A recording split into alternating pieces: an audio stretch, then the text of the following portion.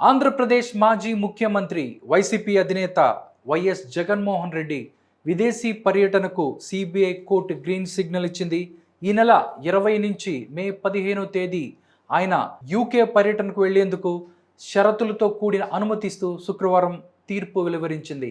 లండన్లో ఉంటున్న కుమార్తెల వద్దకు వెళ్లేందుకు అనుమతించాల్సిందిగా జగన్ పిటిషన్ వేశారు.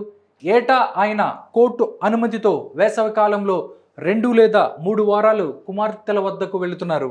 ఏటా మాదిరిగానే విదేశాలకు వెళ్లేందుకు జగన్ కోర్టు అనుమతి కోరారు. జగన్ విజ్ఞప్తిపై సానుకూలంగా స్పందించిన కోర్టు కొన్ని షరతులు విధించింది.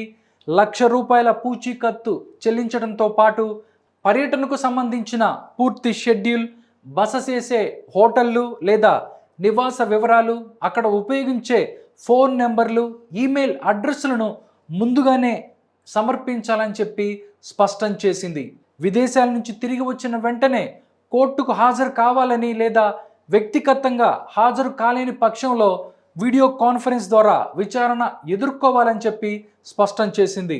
అంతేకాకుండా కేసు విచారణలో ఉన్నందున ఎట్టి పరిస్థితుల్లోనూ సాక్షులను ప్రభావితం చేసే ప్రయత్నం చేయకూడదని చెప్పి కోర్టు హెచ్చరించింది.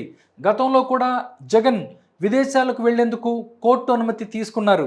అయితే గత కొన్ని పర్యటనలో నిబంధనల ఉల్లంఘన జరిగిందని చెప్పి సిబిఐ గతంలో ఆరోపించిన నేపథ్యంలో ఈసారి కోర్టు నిబంధనలను మరింత పకడ్బందీగా అమలు చేయాలని చెప్పి ఆదేశించింది.